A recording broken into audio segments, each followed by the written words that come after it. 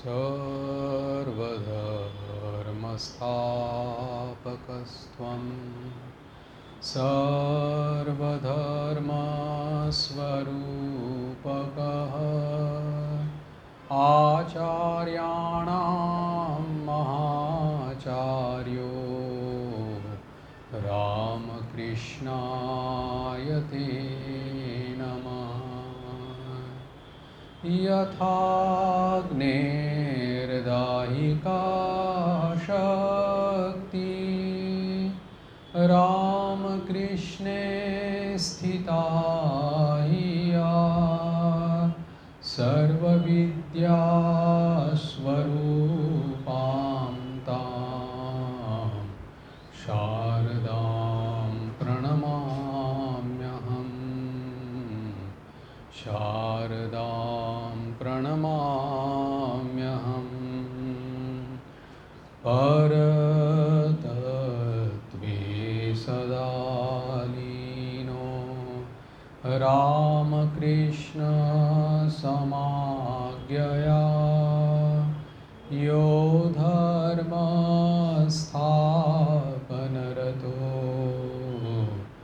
वीरेशं तं नमाम्यहम्। वीरेशं तं नमाम्यहम्।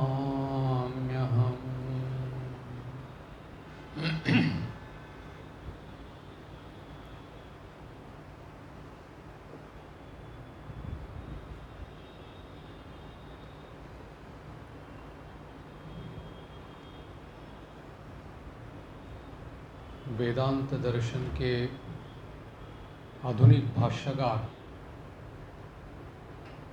स्वामी विवेकानंद जी के द्वारा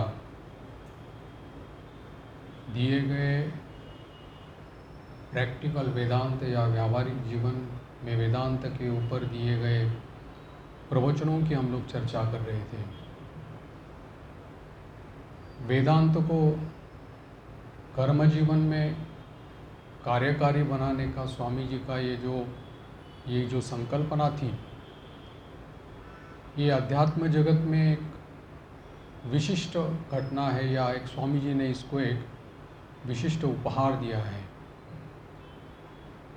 स्वामी जी के द्वारा प्रचारित ये जो प्रैक्टिकल वेदांत है, ये बहुचर्चित विषय है।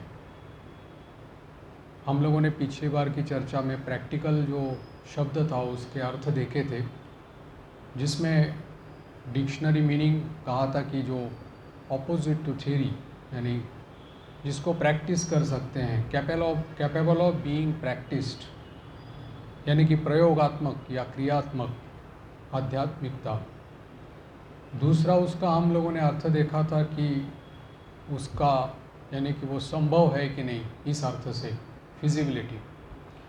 और तीसरा जो अर्थ था जिसमें कहा है कि ये जो आदर्श जो है वो हमारा स्वरूप है और हम लोग स्वरूप से कभी अलग नहीं हो सकते, इसीलिए आदर्श हमारा स्वरूप होने के कारण ही वो इंटेंसली प्रैक्टिकल है। और इसीलिए ये तीनों अर्थ जो है स्वामी जी ने उसको लिए हैं। स्वामी जी ने इस विषय को अपनी स्वतंत्र शैली में इसका मतवाद जो है उसका प्रतिपादन किया है। कोई दार्शनिक या पंडित लोग कहते हैं कि इस विषय को ये गहन है या क्लिष्ट है, समझने में मुश्किल है, इसलिए इसकी चर्चा की आवश्यकता होती है। स्वामी जी जो चाहते थे कि जो वेदांत के सिद्धांत अरण्य में या गुफाओं में या पहाड़ में या तपोवन में, आश्रम में जो थे, उन सिद्धांतों को वो कर्मव्यस्त जीवन में लाकर समाज के सभी स्तर के लोगों की उन्नति के लिए प्रयोग करने का प्रयास वो करना चाहते थे। एकमात्र जो हमारे भीतर में जो अंतर्निहित देवत्व है, उसका प्रकाश ही व्यक्ति का या समाज का कल्याण कर सकता है, इस पर स्वामी जी का दृढ़ विश्वास था। यद्यपि स्वामी जी द्वारा सभी संप्रदायों को या सभी मतवादों को स्वामी जी ने सहानुभूति दी है या उनके प्रति समान यानी कि मर्यादा या सम्मान प्रकट किया है, तथापि उनका ये आंतरिक विश्वास था कि इस आदर्श के द्वारा पूरे समाज का या पूरे व्यक्ति का इसमें अशेष कल्याण होगा। और ये बात उन्होंने अनेक बार कही है। इसीलिए स्वामी जी ने कहा था, पिछली बार हम लोगों ने देखा था कि वेदांत का आदर्श जो है वो वास्तविक की अपेक्षा कहीं अधिक उच्च है। यानी कि जीवन को हम लोगों को ऐसे उन्नत बनाना है, ऐसे ही उच्च बनाना है कि वो आदर्श के अनुरूप हो। और ये असंभव आदर्श नहीं है। ये आदर्श है कि हमारा स्वरूप जो है वो चिदानंदमय है, नित्य स्वरूप है, शुद्ध स्वरूप है, मुक्त स्वरूप है। और इस आदर्श को कार्यकरी किया जा सकता है। और इस दृष्टिकोण से कि वो आदर्श हमें पहले से ही प्राप्त है, यानी वो हम है, जिसे हम आदर्श कहते हैं, वही हमारी यथार्थ सत्ता है। और इसीलिए उन्होंने इसकी जो व्यावहारिकता थी उसको समझाने के लिए उन्होंने सबसे जो उत्कृष्ट उदाहरण था जो भगवद गीता का दिया था, उसमें गीता का उपदेश जो दिया गया है वो है कि युद्ध स्थल यानी कि कुरुक्षेत्र की युद्ध भूमि है, वहाँ पर दोनों सेनाएं जैसी एक दूसरे के सामने खड़ी है हिंसात्मक कार्य करने के लिए। और वहाँ पर अर्जुन के द्वारा जब इस प्रकार से प्रश्न पूछा जाता है तब भगवान उसका उत्तर देते हैं। और वही वेदांत के यानी कि पूरा सार जो है, वो उपदेश जो है, वो वहाँ पर बताया जाता है। कहाँ पर? जहाँ पर ये सभी सेनाएं वहाँ पर उपस्थित है और युद्ध की स्थिति है, युद्ध भूमि पर ये सब हुआ है। तो इसका मतलब ये नहीं कि केवल इनका चिंतन मनन या इनका जो आविष्कार जो हुआ है, ये गलत है कि ऐसा सोचना कि केवल आश्रम में या तपोवन में या कुटिया में या गुफाओं में ही होता है, लेकिन कर्मग्रस्त जीवन में ही होता है या वहाँ होता है, ये दिखाना स्वामी जी का उद्देश्य था। और इसीलिए स्वामी जी ने अपना आदर्श इस प्रकार से वो कहा था कि तीव्र कर्मशीलता, और इस कर्मशीलता के भीतर में ही प्रशांत प्रगाढ़ शांत भाव, यही कर्म रहस्य है। और इस अवस्था को प्राप्त करना ही वेदांत का उद्देश्य है। प्रत्येक व्यक्ति इस सत्य को या इस आदर्श को अपने जीवन में प्रत्यक्ष कर सकता है, क्योंकि ये आदर्श पहले से ही अपने में सिद्ध है, पहले से ही विद्यमान है। और वही हमारी यथार्थ सत्ता है, वही हमारा स्वरूप भी है। ये वेदांत का जो मूल सिद्धांत है कि एक अखंड सत्ता, एक चिन्मय सत्ता, एक चैतन्य सत्ता सर्वत्र सब जगह पर विराजमान है। इसलिए यहाँ पर दो प्रकार का जीवन नहीं है, दो प्रकार का जगत भी नहीं है। जितनी भी विविधता वैचित्र्य हम लोगों को दिखाई पड़ता है, ये सब वही एक वस्तु के ही अनेकानेक रूप है। और इसी को ही अलग अलग रूपों से यानी कि शरीर, मन, बुद्धि, अहंकार, चित्त या ये सृष्ट पदार्थ जितने भी हैं, बस वही एक ही वस्तु के ये सब अलग अलग अभिव्यक्तियाँ या अलग अलग रूप से ये प्रकट हो रहे हैं, इसकी प्रतीति हो रही है।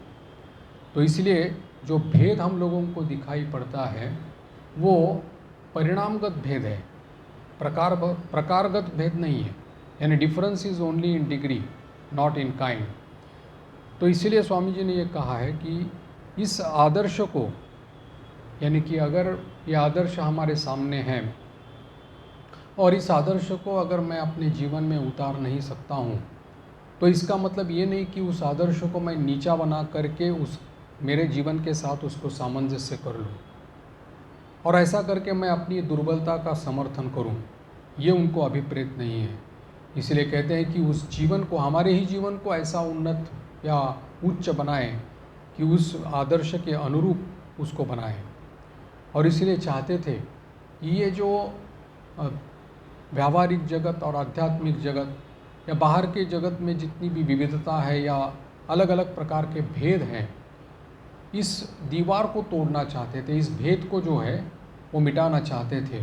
और वो भेद तभी मिट सकता है जबकि हम लोग इस एकता और ये जो अखंड सत्ता को हम लोग अपने जीवन में स्वीकार करें। और इसीलिए वेदांत का आदर्श जो है कर्म क्षेत्र में भी कार्यकरी होना चाहिए। स्वामी जी ने एक बात पहले ही कही थी कि अगर वेदांत अगर धर्म का स्थान लेना चाहता है हमारे जीवन में, तो उसको संपूर्णतया प्रैक्टिकल यानी कि कार्यकरी होना होगा। हमारा स्वरूप जो है नित्य है, शुद्ध है, बुद्ध है, मुक्त है। इसका स्मरण करके, मनन करके कर्म में अनासक्ति और कर्म की फलाकांक्षा को हम लोगों को न रख करके आगे बढ़ना होगा।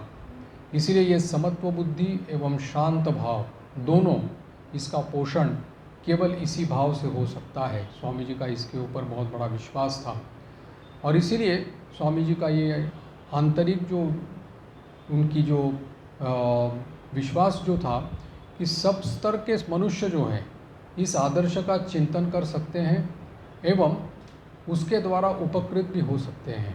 हो सकता है कि मनुष्य की वर्तमान अवस्था जो है, मानसिक अवस्था है एवं उद्देश्य अगर जो है उसको ध्यान रखते हुए उसका फल उसको कम बेसी मिले, लेकिन वो उपकृत जब हो सकता है। और इसका कारण भी वो भगवान के यानी कि वचन जो है गीता में दिए गए कि स्वल्पमप्यस्य धर्मस्य त्रायते महतो भूयात्, कि इसकी महानता इतनी है कि अगर उसका थोड़ा भी आचरण अगर कोई करे तो वो उसके जीवन को उपकृत कर देगा। त्रायते महतो भयात्, भय से भी वो मुक्त कर देगा। इसीलिए स्वामी जी ने ये सब बातें, क्योंकि अभी इसी की चर्चा हम लोग कर रहे थे जहाँ पर स्वामी जी ने ये कहा है अगले इसमें कि वेदांत जो है पाप को स्वीकार नहीं करता, केवल भ्रम को स्वीकार करता है और कहता है कि सबसे बड़ा भ्रम जो है कि अपने आप को दुर्बल समझना, अपने आप को पापी कहना और अपने आप को निराशा के गर्त में लौट देना। अगर जब इस प्रकार की भावना हम लोग करते हैं निराशावादी, तब मानो एक प्रकार की असत चिंता जो है तो हम लोग इस चिंतन जगत में छोड़ देते हैं। इसीलिए एक इसके कारण ही मानो हम लोग हमारे आत्मा के ऊपर या हमारे स्वरूप के ऊपर मानो एक आवरण जो है उससे आ जाता है और हम लोग अपने स्वरूप को पहचान नहीं पाते। और इसीलिए कहा है कि इस प्रकार का जो भाव है वो परित्याग करके हम लोगों को जो सत्य है उसी का ही बार बार यानी कि उसके ऊपर ही जोर देना पड़ेगा और जब जोर देंगे तभी वो प्रकाशित हो पाएगा। ये बात नहीं है कि इसकी बार बार आवर्तन करने से या अपने आप को बोलने से वो पवित्रता जो है हम में बढ़ जाएगी, ये बात नहीं है। लेकिन क्योंकि वो पवित्रता जो है, वो शुद्धता जो है वो अपने भीतर में पहले से ही विद्यमान है, केवल आवरण जैसे जैसे हटते जाएंगे वैसे वैसे वो पवित्रता भी अपने आप प्रकाशित होने लगेगी, क्योंकि वो हमारा स्वरूप है। इसलिए वेदांत ये कहता है कि ये केवल जो गलत धारणा जो लोगों की है, भ्रम जो है कि केवल तपोवन में, आश्रम में ही या जंगल में ही या वन में ही इनका आविष्कार हो सकता है, ये गलत है। क्योंकि स्वामी जी ने पहले ही दिखा दिया कि जिन सत्यों का आविष्कार जिन्होंने किया है, इस सिद्धांतों का आविष्कार जिन्होंने किया है, वे सभी लोग जो थे वो कर्मव्यस्त जीवन जीने वाले थे। सभी राजा, चक्रवर्ती, सम्राट या कुशल प्रशासक राज सिंहासन पर बैठ कर के पूरे राज्य को चलाने वाले थे। स्वामी जी यहाँ पर एक बात पर विशेष यहाँ पर कह रहे हैं कि कैसे एक एक चीज़ को, यानी कि हम लोगों के जीवन में जैसे हम लोग एक एक एक्सक्यूज़ जो हम लोगों को देते हैं कि जैसे कहते हैं कि समय की कमी रहने के कारण में हम लोग इसको कर नहीं सकते। अब इसी पर स्वामी जी यहाँ पर इसके ऊपर प्रकाश डाल रहे हैं। बोलते कि ये सब जो लोग थे जो प्रजा का पालन करते थे, प्रशासन करते थे, उनके पास इतनी जिम्मेदारियां रहते हुए भी इनके पास समय रहता था कि इन सब तत्वों की आलोचना करे, चर्चा करे, उसके ऊपर चिंतन करे और अपने जीवन में उतार करके मानव जाति को शिक्षा भी दे दें। इतना उनके पास में समय रहता था। तो उनकी आवश्यकता में हमारी आवश्यकता जो है आजकल के जीवन में वो कुछ भी नहीं है। हमारे पास समय की कोई कमी नहीं है, लेकिन हमारा जीवन स्वामी जी कहते हैं कि अवकाश का ही, उनकी तुलना में अवकाश का ही जीवन है।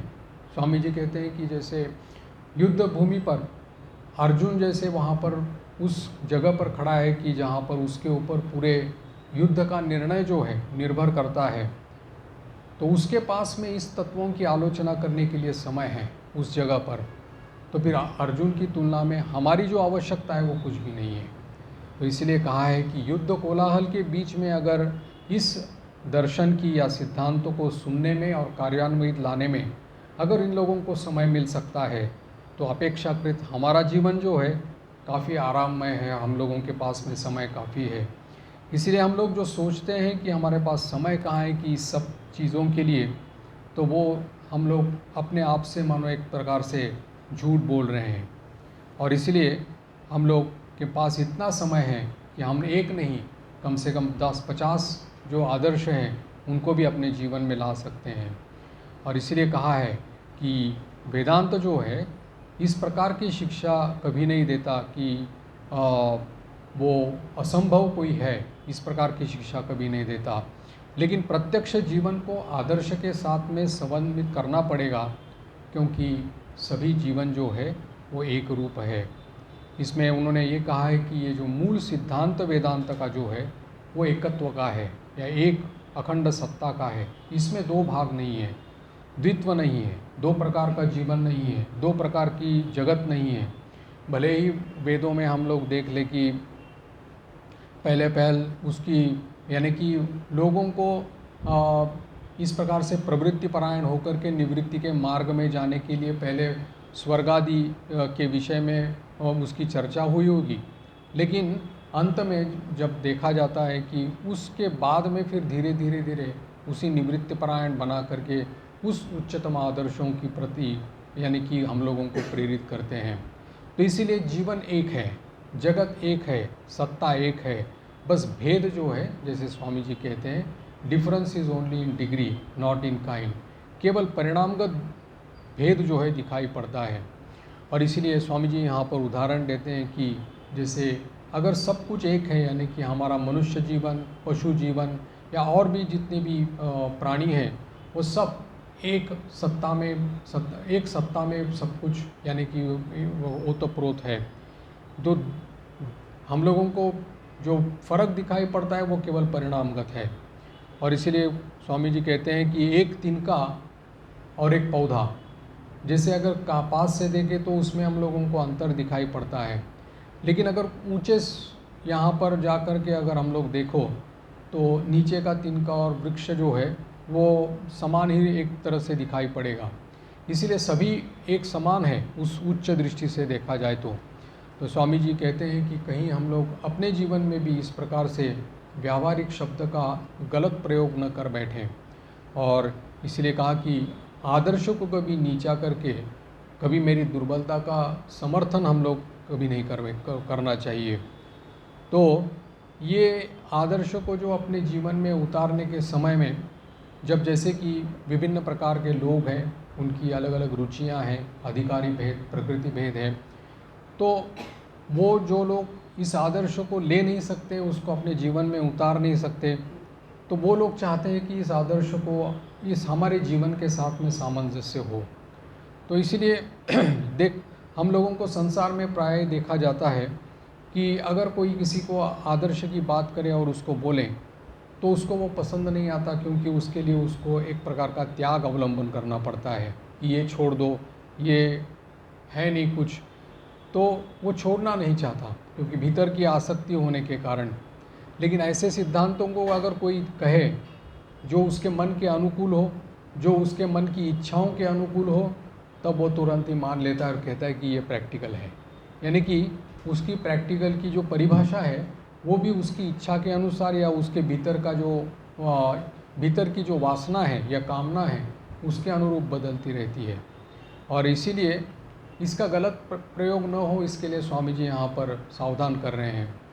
मनुष्य स्वभाव में एक ये रहता है एस्पेक्ट, जैसे कह सकते हैं कि जिसको कॉन्जर्वेटिव माइंड जिसको कहते हैं, यानी कि रूढ़िवादी मानसिकता जो है वो उसमें रहती है।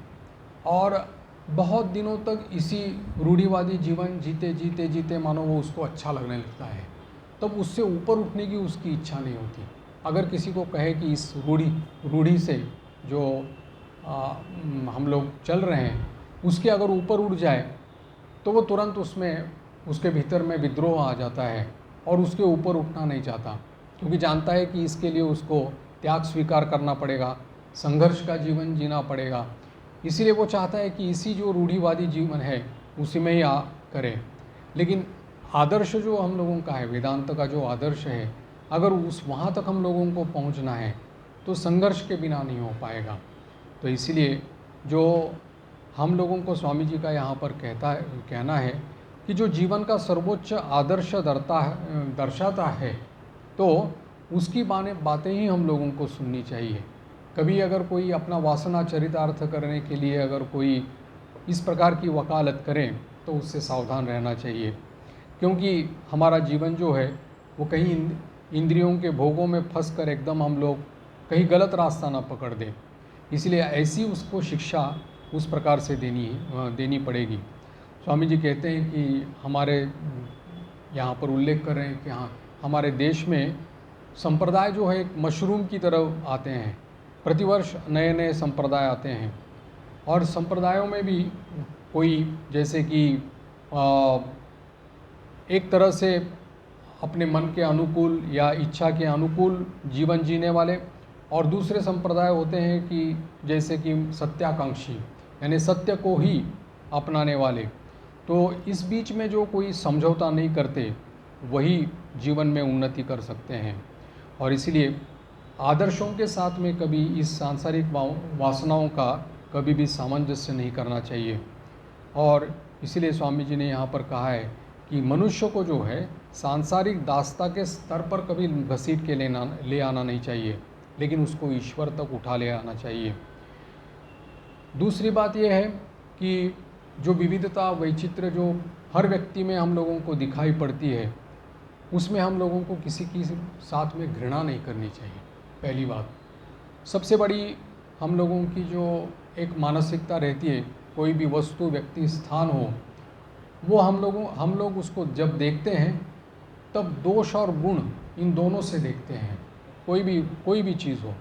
क्योंकि हम लोगों के मन में एक प्रकार की धारणा पहले से ही बनी, कोई अगर वस्तु देखे, कोई व्यक्ति देखे, कोई स्थान देखे, जिसको हम लोग कहते हैं कि प्रिजुडाइज्ड माइंड जिसको कहते हैं, जिसके कारण में हम लोग व्यक्ति देखने से, वस्तु देखने से, स्थान देखने से अपने और गुण दोषों के द्वारा उसको आरोपित करते हैं और कहते हैं कि ये अच्छा है, ये बुरा है, इस प्रकार का भेद हम लोग करने लगते हैं। लेकिन यहाँ पर भी स्वामी जी कहते हैं जो भेद तुम लोग देख रहे हो वो केवल परिणामगत है। Difference is only in degree, not in kind. प्रकाश और अंधकार में भेद किसका है? Not in kind but it is only in degree. पाप और पुण्य में कौन सा भेद है? वो भी difference is only in degree, not in kind. अगर जीवन और मृत्यु में भी भेद क्या है? वो भी difference is only in degree, not in kind. एक वस्तु का दूसरे वस्तु के प्रति परिणाम भेद क्या है? वो भी परिणामगत है, प्रकारगत नहीं है, क्योंकि एक ही अखंड वस्तु के ये सब भेद मात्र दिखाई पड़ते हैं। अब ये जो है कि सभी लोग जो है, इसलिए स्वामी जी की जो क्योंकि एकमात्र स्वामी जी एकमात्र ऐसे एक दार्शनिक या मानव प्रेमी थे जिन्होंने कभी अपने जीवन में किसी की घृणा की हो, ऐसा दिखाई नहीं पड़ता। जिन्होंने सब समय सबको उस आदर्श के प्रति आगे बढ़ने के लिए सब समय उत्साह दिया है, प्रेरणा दी है। कभी आप उसके स्वामी जी के अगर प्रवचन पढ़ेंगे, भाषण पढ़ेंगे, वार्तालाप पढ़ेंगे, निबंध पढ़ेंगे या उनकी पत्रावली में पढ़ेंगे, कभी भी नकारात्मक सोच हम लोग उसमें देखते नहीं हैं। या किसी को उन्होंने उसके भीतर की जो यानी कि जो पोटेंशियलिटी जो है, उसके भीतर में जो मनुष्यत्व है या देवत्व है, उसके प्रति उन्होंने कभी उसको हीन ये करने की कभी कोशिश उन्होंने नहीं की। तो यही एक उनका सबसे बड़ा ये था। इसलिए उन्होंने कहा था, जैसे इंट्रोडक्शन में भी हमने देखा था, कि सत्य से सत्य की ओर अग्रसर मनुष्य होता है, from lower truth to the higher truth. और जो मैनिफेस्टेशन हो सकता है कि उसका लोएस्ट मैनिफेस्टेशन हो, लेकिन वो सत्य ही है, क्योंकि वो मनुष्य जो है अगर लोएस्ट मैनिफेस्टेशन होने से भी क्रमशः उस सत्य की ओर, उच्चतर सत्य की ओर ही जा रहा है। तो यही एक अखंड सत्ता जो है अलग अलग रूपों में हम लोगों को दिखाई पड़ते हैं, मनुष्य के रूप में, प्राणियों के रूप में, अपने शरीर के भीतर में भी, जैसे मन, बुद्धि, चित्त, अहंकार जो है, अभिव्यक्ति अलग अलग हो रही है। इसीलिए अगर कोई कारणवश अगर कोई व्यक्ति अगर उन्नति नहीं कर पाता है या दुर्बलता का परिचय देता है, तो उसके प्रति घृणा करने का अधिकार हमको नहीं है, किसी की निंदा करने का अधिकार हम लोगों को नहीं है। अगर किसी की सहायता कर सकते हो तो बिल्कुल कर सकते हो, अगर नहीं कर सकते हो तो हाथ जोड़ करके चुपचाप रहो, लेकिन उसकी निंदा मत करो या उसकी यानी कि उसकी निंदा या उसके प्रति घृणा मत प्रकट करो। और इसलिए कहता है कि स्वामी जी कह रहे हैं कि ये निंदा करने से या किसी की परचर्चा करने से कभी हमारी उन्नति नहीं हुई है, लेकिन हमारी ही शक्ति का वृथा खर्च या अपव्यय हुआ है। और इसीलिए स्वामी जी कहते हैं कि कम बेशी जो है उसी आदर्श की ओर ही सभी लोग बढ़ रहे हैं, लेकिन केवल अंतर जो है केवल अभिव्यक्ति का है। और ये स्वामी जी जैसे यहाँ पर एक और बात कह रहे हैं कि अगर किसी के भीतर में अगर ये नकारात्मक सोच या दुर्बलता है, तो उसको केवल तुम दुर्बल हो या तुम्हारे भीतर में कुछ भी नहीं है, तुम कुछ कर सकते हो, इस प्रकार से अगर उसको कहा जाए तो वो ठीक नहीं रहेगा। क्योंकि दुर्बलता को अगर मिटाना है तो उसके लिए बल देने वाले जो चिंतन है या चिंता है, उसके बारे में हम लोगों को बताना पड़ेगा। बाहर की सारी यानी कि जो चीज़ें हैं और दुर्बलताएं हैं, तो हम अपने मन की दुर्बलताओं को सब जानते हैं। वेदांत कहता है कि सब समय अगर दुर्बलता की हम लोग अगर चिंतन करते रहें और इसी प्रकार के इसमें डूब गए, तो हम लोग कभी अपने आप को बलशाली या बलवान कभी नहीं बना पाएंगे। क्योंकि दुर्बलता का उपचार जो है वो बल का चिंतन करने से होता है, और वो शक्ति जो है वो पहले से ही मनुष्य में विद्यमान है।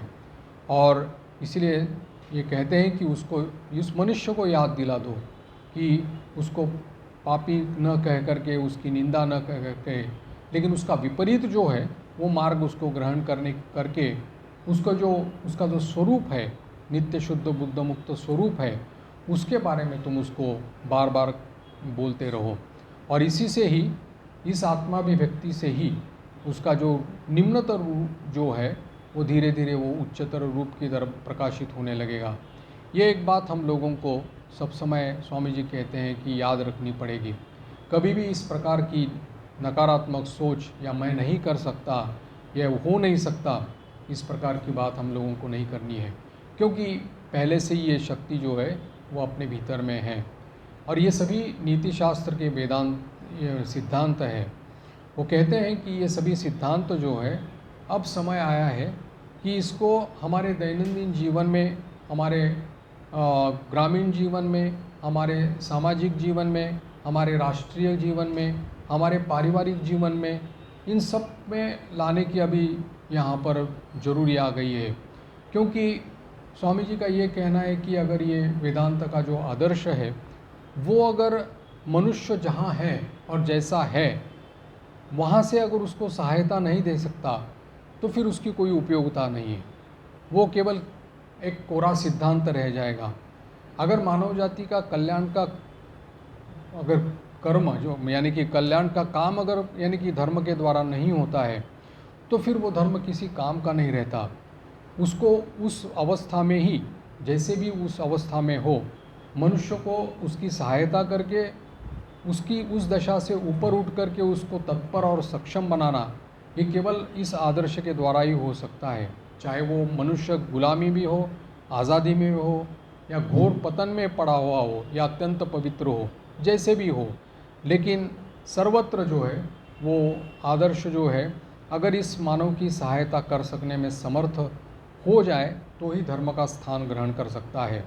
और इसीलिए स्वामी जी कह रहे हैं कि ये सभी सिद्धांत जो है हमारे सभी प्रकार के जीवन में, अपने दैनंदिन जीवन में इसमें आने चाहिए। अब स्वामी जी यहाँ पर एक एक चीज़ को, एक एक पहलू जो है, जो उपाय जो है, उसकी चर्चा अभी कर रहे हैं। कैसे? तो बोलते हैं कि जैसे कि थ्योरी जो है, या हम लोगों ने अभी तक जो सिद्धांतों की चर्चा की, उसको फिर ये जैसे हमारे दैनंदिन जीवन, कर्मव्यस्त जीवन में लाना है, तो उसके लिए उपाय क्या क्या है? तो उसमें कह रहे हैं कि एक है, पहला है कि आत्मविश्वास या फेथ इन आवर सेल्व्स, जिसको आत्मश्रद्धा कहा जा सकता है। स्वामी जी यहाँ कहते हैं कि ये आत्मश्रद्धा का जो विस्तृत रूप से, जो व्यापक रूप से प्रचार होना चाहिए था और कार्य रूप में जो परिणत होना चाहिए था, वो आज तक नहीं हुआ, और जिसके कारण में आज जितना भी दुख या अशुभ या बुराई या स्पर्धा या भीतर में द्वेष, हिंसा जो दिखाई पड़ती है, वो सब इसके कारण है, आत्मश्रद्धा का अभाव। और अगर ये आत्मश्रद्धा का व्यापक रूप से अगर प्रचार होता, तो ये सभी प्रकार की बुराइयाँ, दुष्प्रवृत्तियाँ अपने आप गायब हो जाती। मानव जाति का जो इतिहास है वो बताता है कि अगर कोई व्यक्ति अपने ऊपर श्रद्धा रखता है, आत्मश्रद्धा रखता है, तो उससे वो महान बन सकता है, और महान बने ही भी है। इस प्रकार से मनुष्य कितनी भी मानो अवनति की अवस्था में चला जाए, लेकिन एक समय उसके जीवन में ऐसा जरूर आता है कि वो फिर उसकी जीवन में परिवर्तन आकर के वो ऊर्ध्वगामी हो जाता है, और फिर अपने में श्रद्धा रखना सीखता है। स्वामी जी कहते हैं कि हम लोगों को फिर, अगर हम लोग पहले से ही अगर जान गए हैं, तो फिर शुरू से क्यों नहीं करें? हम लोग क्यों इसके लिए कटु अनुभव प्राप्त करें और फिर इसके लिए, इसके बाद में हम अपने आप में श्रद्धा करें? स्वामी जी ने एक जगह में, जहाँ पर भारत में दिए हुए व्याख्यान, उसमें लाहौर में जो व्याख्यान दिया था वेदांत के ऊपर में, तो उसमें उन्होंने इस एक उदाहरण दिया था, जो उसमें कहा था कि एक ब्रिटिश, उस समय ब्रिटिश इंडिया में वो एक क्लर्क के रूप में एक ये थे, ये अंग्रेज़ थे। तो वो अपने जीवन में असफलता के कारण, या अपने जीवन में बहुत सारे कारण जो उनके आए थे, उसके कारण वो आत्महत्या करने जा रहे थे। और फिर उन्होंने अपने जीवन में 2 बार इस प्रकार से, यानी कि आत्महत्या करने की कोशिश की थी। अपने पास जो बंदूक थी उसको लगा करके उन्होंने आत्महत्या करने की कोशिश की, और इस आत्महत्या करने के प्रयास में दोनों बार असफल रहे। और उसके बाद में फिर उनके जीवन में जो परिवर्तन आ गया, और फिर जो पोपे कहते हैं कि जो एक ट्रांसफॉर्मेशन, और उस आत्मश्रद्धा, उसके मन में विश्वास एक आ गया कि अगर मैं इसमें असफल रहा, इसका मतलब है कि मेरे जीवन में भी कोई एक मिशन है और मैं भी कुछ कर सकता हूँ। और इस प्रकार से ऊर्ध्वगामी उसका जीवन हो करके फिर वो ब्रिटिश साम्राज्य का, उस समय की ईस्ट इंडिया कंपनी जो थी, उसके गवर्नर जनरल बन गए, लॉर्ड क्लाइव जिनका नाम था। हमारे यहाँ पर हमारे इतिहास में जो हम लोग पढ़ते हैं, स्वामी जी उसका उल्लेख करते हैं एक उस व्याख्यान में, कि वो एक क्लर्क, साधारण क्लर्क, लेकिन अपने ऊपर विश्वास और श्रद्धा रख करके वो उस ब्रिटिश साम्राज्य का सर्वाधिकारी बन गया, गवर्नर जनरल के रूप में। इसीलिए स्वामी जी कहते हैं कि मनुष्य और मनुष्य में भेद जो है, वो केवल बस इस आत्मश्रद्धा का अभाव के कारण, यानी कि उसकी, जिसके पास आत्मश्रद्धा है पूर्ण रूप से, वो जीवन में पूरी तरह से सफल हो सकता है। जिसके पास ये आत्मश्रद्धा नहीं है, वो फिर असफल, यानी कि सफलता नहीं पा सकता। सब कुछ जो है इस आत्मविश्वास के द्वारा ही सब कुछ हो सकता है। स्वामी जी कहते हैं कि मैंने इसको अपने जीवन में अनुभव किया है और अब भी कर रहा हूँ, और जैसे जैसे मेरी उम्र बढ़ती जा रही है, वैसा मेरा विश्वास भी इसके ऊपर में दृढ़तर हो जा रहा है। और वो कहते हैं कि जिसके पास में ये आत्मविश्वास का अभाव है, वही नास्तिक है, और जिसके पास ये आत्मश्रद्धा है, वो यानी कि आस्तिक बुद्धि है उसकी। तो ये, इसका कारण क्या है कि एकत्ववाद या अखंडता, ये जो है अखंड सत्ता जो है इसके ऊपर, यानी कि इस विश्वास का अर्थ है कि मेरे ऊपर भी विश्वास और सबके ऊपर भी विश्वास, मेरे प्रति भी प्रेम, सबके ऊपर भी प्रेम। तो यही महान विश्वास जो है सबसे जगत को और भी अधिक अच्छा बना सकता है। और इसलिए कहा है कि आज तक कितने, मैंने हजारों जन्म, करोड़ों जन्म हम लोगों के हुए हैं, लेकिन ये जो मनुष्य जन्म है या मनुष्य है, इसके बारे में हम लोग कितना जान पाए हैं? बहुत ही कम जान पाए हैं। लेकिन हम लोग इस प्रकार की निराशा के गर्त में अगर जाएं तो ये भी नहीं सोचते कि हमारे पीछे इतनी संभावना कितनी हो सकती है, हम लोग इससे कितने आगे बढ़ सकते हैं, ये क्या हम लोग जानते हैं उसके बारे में। लेकिन अगर थोड़ा भी अगर हम लोग जानते तो कम से कम हम लोगों का भी जीवन इस प्रकार से ऊर्ध्वगामी हो जाता और हम लोग भी इस प्रकार से ऊपर उड़ जाते। इसलिए कहा है कि उपनिषद का जो उन्होंने यहाँ पर कहा है, आत्मा व अरे श्रोतव्य, यानी कि बार बार इस आत्मा के बारे में, अंतर्निहित चैतन्य जो है उसके बारे में हम लोगों को सुनना चाहिए, बार बार उसका श्रवण करना चाहिए, दिन रात उस भाव में रहना चाहिए। और जब तक कि हमारे मानो रक्त के एक एक बूंद में, नस नस में मानो वो समा जाए, इस प्रकार का अगर चिंतन करते रहो तब ये भाव तुम्हारे जीवन का एक अविच्छेद्य अंग बन जाएगा। और तब स्वामी जी कहते हैं कि तब तुम ठीक ठीक तरह से कर्म करने में समर्थ हो जाओगे। जो कर्म का रहस्य है वो तुम जान पाओगे। इसलिए कहते हैं कि हृदय पूर्ण हो जाए तो हाथ भी काम करते हैं, और हृदय पूर्ण हो जाए तो वाणी भी बोलने लगती है। तो इसलिए आदर्श से, इस भाव से अपने आप को ओतप्रोत कर डालो, जो कुछ करो वो उसी का ही चिंतन करते रहो। इसलिए स्वामी जी ने यहाँ पर कहा है कि if matter is powerful than thought is omnipotent, यानी कि अगर स्थूल जो है दिखाई पड़ता है वो अगर शक्तिशाली है तो ये विचार जो है और सर्वशक्तिमान है, ओमनीपोटेंट का है। और इस विचार शक्ति के प्रभाव से ही हम लोग अपने जीवन में परिवर्तन ला सकते हैं और लाया जाता है। मैं एक यहाँ पर उदाहरण देना चाहता हूँ, जो हमारे संघ के जो जिसको हम लोग ओरिजिनल थिंकर्स मानते हैं उसमें से एक थे स्वामी अशोकानंद जी महाराज, जो काफ़ी समय तक अमेरिका में सैन फ्रांसिस्को में रहे हैं। तो स्वामी जी ने भी कहा है, और वैसे एक मार्कंडेय पुराण में भी और महाभारत में भी जो मदालसा की जो बात आती है, रानी की बात आती है, तो उसमें ये मदालसा जो रानी थी तो वो हमेशा अपने बच्चों को, छोटा जो शिशु संतान रहती है उसको झूले में रख करके, उसको जब झूले को झुलाती थी तब उसको दिन रात कहती थी त्वमसि निरंजन, त्वमसि निरंजन, यानी कि तुम नित्य स्वरूप हो, शुद्ध स्वरूप हो, मुक्त स्वरूप हो। इस प्रकार से उसको बोलती थी। यद्यपि वो शिशु संतान, लेकिन उसके बार बार उसको श्रवण यानी कि उसको करवाना चाहती थी। और करते करते करते इस प्रकार से हो जाता था कि वो पुत्र संतान आगे चल कर के वो सन्यासी बन गया। वो रानी थी, तो ऐसे ही दूसरी संतान भी सन्यासी बन गई, तीसरी संतान भी इस प्रकार से सन्यासी बन गई। तो फिर उसके बाद में राजा ने रानी से कहा कि इस प्रकार से सभी अगर सन्यास मार्ग में चले जाएंगे तो फिर राज्य का उत्तराधिकारी कौन होगा, कम से कम इसको तो उस प्रकार की शिक्षा मत दिया करो। तो रानी ने मान लिया और कहा कि ठीक है। तो फिर उस पुत्र संतान को, चतुर्थ पुत्र संतान जो था उसको उस प्रकार की शिक्षा नहीं दी।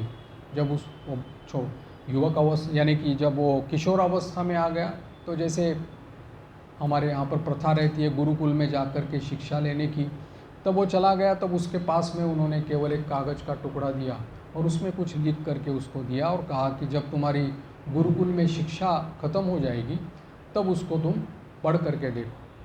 जब वो गुरुकुल में गया, गुरुकुल में शिक्षा ख़त्म होने के बाद में जब उसको याद आया कि उसकी माँ ने उसको एक कागज़ का टुकड़ा दिया था, तो उसको खोल करके देखा तो उसमें उसकी माँ ने लिखा था, एक ईश्वरी सत्य है और ये संसार अनित्य है। वो भी लड़का छोड़ करके सन्यासी बन गया। तो ये कहानी जो है स्वामी जी ने भी इसमें कही है, कंप्लीट वर्क्स में भी हम लोग पाते हैं। स्वामी अशोकानंद जी ने कहा कि इसका प्रयोग जो है, यानी इसका एक्सपेरिमेंट वो करना चाहते थे। क्या सचमुच भी इस प्रकार की कोई हो सकता है क्या? क्योंकि उनका बहुत ज़्यादा एनालिटिकल माइंड था। स्वामी जी के शिष्य थे वो, भाव में उनको स्वामी जी के पास से दीक्षा मिली थी, जिसको शांभवी दीक्षा जिसको बोलते शक्ति संचार उनमें हुआ था स्वामी अशोकानंद जी को। तो उन्होंने अपने ही घर में, पूर्वाश्रम में जो उनका ईस्ट बंगाल में था, हबीगंज नाम का जगह है, वहाँ पर अपने पूर्वाश्रम के घर में जब रहते थे तो उनकी जो दीदी थी, बड़ी बहन, तो उनकी पुत्र संतान थी, छोटी सी शिशु संतान थी। तो उसको वो जो झूले में रहता है, हमेशा वो जा कर के उस पुत्र संतान के पास जा कर के, शिशु संतान के पास जा कर के, त्वमसि निरंजन, तुम भी शुद्ध नित्य मुक्त स्वरूप बुद्ध स्वरूप हो, बार बार कहते थे। अब छोटा सा वो शिशु है, उसको समझ में नहीं, कुछ तो आता नहीं है, लेकिन उन्होंने अपना ये कहा कि इसको एक्सपेरिमेंट के रूप में मुझे करना ही है। आंतरिक विश्वास और दृढ़ता उनकी थी कि जरूर जब कहा गया है तो इसका मतलब ये है कि कुछ न कुछ उसके भीतर में बदलाव या कुछ न कुछ होगा। ऐसा करते करते बहुत दिन महीने बीत गए। फिर एक बार जब वो ऐसे ही इस प्रकार से झूले के पास जा कर के उन्होंने त्वमसि निरंजन जैसे ही कहा उन्होंने, तो वो जो शिशु था वो उसके नेत्र विस्फारित हो गए और उसने मंद मंद मुस्कुराना शुरू कर दिया और उनकी आंखों में आंखें डाल करके मानो एक प्रकार से सम्मति जनाई कि तुम सत्य कह रहे हो। और अशोकानंद जी को इंस्टिंक्टिवली फील हो गया कि इसके भीतर में जो अंतरात्मा है उसने स्वीकृति दे दी है, और उनको समझ में आ गया कि जो आज तक उन्होंने वो उसको बार बार कह करके उसको श्रवण करवा करके वो उसके भीतर में चला गया और उसने स्वीकार किया। क्या स्वीकार किया? जो वो है उसको स्वीकार किया। क्या स्वीकार किया उसको? कि मैं नित्य स्वरूप, शुद्ध स्वरूप, बुद्ध स्वरूप, मुक्त स्वरूप हो, उसको स्वीकार कर दिया। तो उनको एक प्रकार का डीप सेटिस्फैक्शन उनको हो गया। तो ये कहा है कि इसमें आगे चल कर के वो जो भी हो, जरूरी नहीं कि वो सन्यासी बने या विरक्त बने, लेकिन एक प्रबुद्ध इंसान तो बन सकता है जो अपने पैर पर खड़ा रहे और इस प्रकार का एक प्रबुद्ध जीवन भी जी सकता है, दूसरों की मदद कर सकता है और इसमें एक बेटरमेंट ऑफ द सोसाइटी के लिए एक अच्छा एक समाज का एक घटक बन सकता है। तो इस प्रकार से उन्होंने उसको एक्सपेरिमेंट करके इसको देखा था। अब अगर ऐसा ही अगर देखा जाए कि अगर हर माँ अपने संतान को इस प्रकार से, शिशु संतान हो, अगर संतान हो, उसको अगर इस प्रकार से अगर शिक्षा दे कि तुम ही नित्य स्वरूप, शुद्ध स्वरूप, बुद्ध स्वरूप, मुक्त स्वरूप हो, और बार बार उसको श्रवण कराती रहे, तो कौन सा ऐसा ये है कि वो जो इसको रिस्पॉन्ड नहीं करेगा। उसके भीतर का एक न एक दिन जो देवत्व है वो अपने आप जागृत हो जाएगा और वो प्रबुद्ध बनेगा। इसमें कोई संदेह नहीं है, ये विचार की शक्ति है। स्वामी जी कहते हैं, if the matter is powerful than the thought is omnipotent. तो ये विचार जो है बार बार उसको श्रवण करवा करके, और हम लोग उसको सत्य बता रहे हैं, उसकी वास्तविकता बता रहे हैं, उसके भीतर का जो यानी कि सत्य स्वरूप है उसको मानो जागृत करा रहे हैं। जैसे स्वामी जी ने भारतीय व्याख्यान में भी एक कहा था कि teach yourself and teach others their real nature and see how the sleeping soul awakes. The power will come, glory will come, strength will come, everything that is excellent will come when this sleeping soul is roused to self conscious activity। उसको बोलो, उसका real nature यानी कि उसका जो स्वरूप है उसको बोलो, अपने आप को बोलो, उसको भी बोलो, तब उसके भीतर का जो देवत्व है, अंतर्निहित देवत्व है, वो अपने आप जागृत हो जाएगा। और जब जागृत हो जाएगा तो जो भी उसके भीतर में बेस्ट है वो सब कुछ बाहर आ जाएगा। तो ये स्वामी जी की ये जो थी, हम लोग कैसे करते हैं, देखिए यही तो व्यावहारिक जीवन में वेदांत है, और क्या है। अगर हमारे ही पारिवारिक जीवन में अगर हम लोग अगर झांक के देखें तो हम लोग ही कितना डिफ्रेंसिएशन करते हैं, अपने ही संतानों में कैसे करते हैं। एक बच्चा अगर मानो कुछ IAS ऑफिसर बन गया, दूसरा ऐसे ही रहा तो बोलते हैं देखो वो कैसे बन गया, ये कैसे गधा है, तुम कैसे हो, इस प्रकार से। तो ये ऑल द टाइम हम लोग इस प्रकार का यानी कि भेद करते रहते हैं। उसके प्रति कितना अपराध होता है हम लोगों का, लेकिन उसके भीतर में जो पोटेंशियलिटी है, उसके भीतर में जो शक्ति है, उसको हम लोग एक तरह से अस्वीकार कर देते हैं, या उसको ग्रो करने के लिए, उसको ऊपर उठने के लिए हम लोग कभी उसके यह प्रचेष्टा नहीं करते। अगर इस प्रकार से हम लोग अगर करें, सचमुच में देखें, और हर एक को अपने ही पारिवारिक जीवन में भी हर एक को अगर ग्रो करने के लिए, उसको उन्नत बनाने के लिए, या उसको उसके भीतर की शक्ति जगाने के लिए हम लोग अगर प्रयास करें, तो कितना एक अच्छा समाज के यानी कि हो सकता है। तो सभी प्रकार का परिवर्तन और देव भाव जो है वो अपने आप प्रकट होने लगता है। तो इसीलिए स्वामी जी ने कहा कि ये ज़रूरी है कि इसका बार बार हम लोग श्रवण और इसको बार बार हम लोग मनन करें, जिसके कारण हम लोग इस प्रकार से बदल सकते हैं। और यही जीवन में, व्यावहारिक जीवन में वेदांत को लाना है, स्वामी जी कहते हैं कि हम लोगों को व्यावहारिक स्तर पे अगर उसको लाना है तो यानी पहला पाठ यही होगा कि यही आत्मविश्वास का पाठ होगा। दूसरा पाठ ये होगा कि कभी भी अपने आप को नकारात्मक सोच जैसे कि दुर्बलता, उसको कभी भी प्रश्रय नहीं देना चाहिए। हो सके तो दूसरों का कल्याण कर सको, लेकिन कभी भी उसका अनिष्ट मत करना। और इसलिए कहा है कि इस धर्म के विषय में, इस विश्व ब्रह्मांड में एक एकत्व और आत्मविश्वास छोड़कर और कौन सी शिक्षा ऐसी है कि जो आवश्यक है, क्योंकि जीवन एक है, जगत एक है और सत्य वस्तु भी एक है, सत्ता भी एक है, यद्यपि वो हम लोगों के सामने अनेक रूपों में प्रतीत हो रही है। यह जगत और अपनी आत्मा जो है वही अलग अलग रूपों में प्रतिभात हो रही है, और इसलिए उसको, इस तत्व को हम लोगों को पहले अपने जीवन में लाना है और फिर दूसरों को उसकी भी शिक्षा देनी है। और इसलिए स्वामी जी यहाँ पर एक बहुत बड़ा एक जो स्टेटमेंट उन्होंने, स्वामी जी ने दिया है इस पर, यानी कि इसी विषय के संदर्भ में है, वो भी लाहौर में दिया हुआ जो व्याख्यान था वेदांत के, इसमें तो स्वामी जी ने कहा है कि ये अद्वैतवाद जो है या ये आदर्श जो है, इसका व्यावहारिक पक्ष जो है, यानी कि उसकी शिक्षा जो है, उसमें वो उस हद तक स्वामी जी गए हैं कि कहें कि अगर तुम लोग भौतिक ऐश्वर्य की आकांक्षा करते हो तो इस आदर्श को कार्यान्वित करो, धन तुम्हारे पास आएगा। अगर तुम चाहते हो कि विद्वान बनोगे या बुद्धिमान बनोगे, अगर ये इच्छा है तो भी इस आदर्श को अपने जीवन में अपनाओ, तुम महामनीषी बन पाओगे। अगर मुक्ति लाभ करना चाहते हो तो भी इस आध्यात्मिक भूमि पर इसका प्रयोग करो और तुम आध्यात्म के जीवन में भी उच्चतर स्तर पर चले जाओगे, तभी परमानंद स्वरूप तुम निर्वाण लाभ कर पाओगे। स्वामी जी अब यहाँ पर एक और कह रहे हैं कि अभी तक एक भूल ये होती रही हम लोगों की तरफ से, आज तक जो स्वामी जी कह रहे हैं कि आज तक इसका प्रयोग केवल आध्यात्मिकता की ओर ही हुआ है, व्यावहारिक जीवन में इसका प्रयोग मतलब हुआ ही नहीं है। यानी कि इस भौतिक जगत में इसका, व्यावहारिक जीवन में भी इसका प्रयोग नहीं हुआ है। अब समय आ गया है कि लोगों के दैनंदिन जीवन में इस कार्यों में भी इसका प्रयोग होना चाहिए।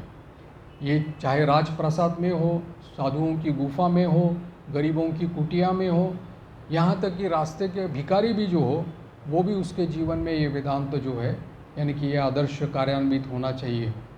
अगर स्वामी जी ने एक जगह भी ये भी कहा है कि अगर कोई छात्र है, वो अगर अपने आप को अगर इस प्रकार से नित्य स्वरूप, शुद्ध स्वरूप, मुक्त स्वरूप माने तो वो छात्र उत्कृष्ट छात्र हो सकता है। एक किसान अगर इस प्रकार की सोच रखे तो उत्कृष्ट किसान बन सकता है। एक अध्यापक उत्कृष्ट अध्यापक बन सकता है। एक व्यापारी एक उत्कृष्ट व्यापारी बन सकता है। एक वकील एक उत्कृष्ट वकील बन सकता है। केवल फ़र्क ये है कि उसको अपने आप को, ये जो आवरण जो अपने आप को उन्होंने बना के रखा है कि मैं अमुक हूँ, मैं इसमें मुझ में ये गुण है, मुझ में ये दोष है, इस प्रकार को ये सब कुछ दरकिनार करते हुए अपने आप को केवल, यानी कि नित्य स्वरूप, शुद्ध स्वरूप या चैतन्य स्वरूप मानना है। और धीरे धीरे मानते मानते फिर वो उसके भीतर में अस्थि मज्जागत जब हो जाएगा, तब फिर उसका प्रभाव उसको दिखाई पड़ेगा। तो रियली स्वामी जी कहते हैं कि वेदांत बोलने से केवल हम लोग चैतन्य स्वरूप या अद्वैतवाद यही नहीं, लेकिन इसके लिए, इस अवस्था तक पहुंचने के लिए जो वेदांत के जो साधन हैं वो भी इसके अंदर आते हैं। साधारणतः स्वामी जी ने इस परिप्रेक्षित में कहा भी था कि आज तक जो ड्यूअलिस्टिक आइडियाज़ जो है, यानी कि द्वैतवाद की जो संकल्पनाएं जो है, ये सिद्धांत जो है, आज तक पूरे विश्व में उसको उन्होंने आज तक राज किया, ये द्वैतवादी सिद्धांतों ने। और बहुत सारे रोना धोना, प्रार्थना, ये सब कुछ हो गया, लेकिन इससे कुछ हासिल नहीं हुआ। स्वामी जी अब उस एक्सट्रीम तक अभी जा रहे हैं, बोलते हैं कि अब अद्वैतवाद की पारी आ गई है कि हर व्यक्ति को इस अद्वैतवाद को अपनाना पड़ेगा और इस अद्वैतवाद को अपना करके देखना पड़ेगा कि जीवन में क्या फल उसमें मिलता है। और इसी के लिए उसके साधनों का अनुष्ठान और अभ्यास करके इस त्याग और वैराग्य को अपने जीवन में उतारना पड़ेगा। अगर इसको हम लोग अपने कर्म जीवन में उतारें, जैसे कि काम कर रहे हैं, संभाषण कर रहे हैं, सेवा कर रहे हैं, अध्ययन कर रहे हैं, इन सब के बीच में अगर ये भाव हम लोगों का रहे कि मैं नित्य स्वरूप, शुद्ध स्वरूप, चैतन्य स्वरूप हूँ, तो इसका प्रभाव हमारे जीवन में आ जाएगा और सभी प्रकार की जो बुराइयां हैं, स्पर्धा, ईर्ष्या, द्वेष, ये सब हमारे जीवन से मिट जाएंगे और हमें ऐसा अनुभव होने लगेगा कि हर समय हम लोग कार्य कर रहे हैं, कर्म कर रहे हैं, तो मानो एक ध्यान के द्वारा मिलने वाली जो प्रशांति है वो हमारे जीवन में कर्म करने के बाद भी हम लोगों को मिल जाएगी। भक्ति मार्ग में अगर चले तो वो भी कहेगा कि ये सब कुछ भगवत स्वरूप है और ऐसा भाव रखने से उसको वही फल उसको भी मिल जाएगा। तो इसीलिए स्वामी जी ने ये एक इसका आदर्श जो है हम लोगों के सामने इस प्रकार से जो रखा हुआ है कि एकत्व, अखंडत्व, एक यथार्थ सत्ता हम लोगों के भीतर और इसी सत्ता के अपने भीतर में उसका प्रकाश, अभिव्यक्ति और उसको बार बार श्रवण, मनन, चिंतन करके उसको व्यावहारिक जीवन में लाना, अपने पारिवारिक जीवन में लाना, अपने सामाजिक जीवन में लाना, अपने कार्य क्षेत्र में लाना, अपने कर्म जीवन में लाना। और भले ही कितने कर्म व्यस्त हम लोग रहें, लेकिन अगर इसका विस्तार अगर सब जगह होता रहेगा तो हमारे ख्याल से एक अच्छा समाज बन सकता है। स्वामी जी की ये धारणा थी। इसलिए अगर अपने आप को देव स्वरूप या भगवत स्वरूप या चैतन्य स्वरूप मानूं तो मेरे ऊपर ये भी आता है कि बाकी सब जो मैं देख रहा हूँ वो भी भगवत स्वरूप है, चैतन्य स्वरूप है। तो फिर कौन किसका द्वेष करेगा, कौन किसके साथ ईर्ष्या करेगा, कौन किसके साथ बुराई करेगा, कौन किसके साथ स्पर्धा करेगा और कौन इस प्रकार की दुष्प्रवृत्तियों का सहारा देगा, क्योंकि सभी वही चैतन्य स्वरूप है। इस प्रकार से तो ये एक बहुत बड़ी संकल्पना है, बहुत बड़ा सिद्धांत है स्वामी जी द्वारा प्रचारित। थोड़ा सा है कठिन, लेकिन कोई भी चीज़ जैसे कि रहती है कि अगर हम लोगों को हासिल करनी हो तो उसको प्रैक्टिस जो है, और ये इसलिए स्वामी जी ने कहा कि ये असंभव कोई चीज़ है नहीं, ये सब कुछ हो सकता है, बस हम लोग उसको प्रैक्टिस करते रहें तो ये हमारे जीवन में भी प्रतिफलित हो सकता है। एक बहुत बड़ी आश्वासवाणी जो है स्वामी जी के द्वारा हम लोगों को बताई गई है। तो आज यहीं पर हम लोग विराम दे देते हैं। ओम शांति शांति शांति। हरि ओम तत्सत। श्री राम कृष्णार्पणमस्तु।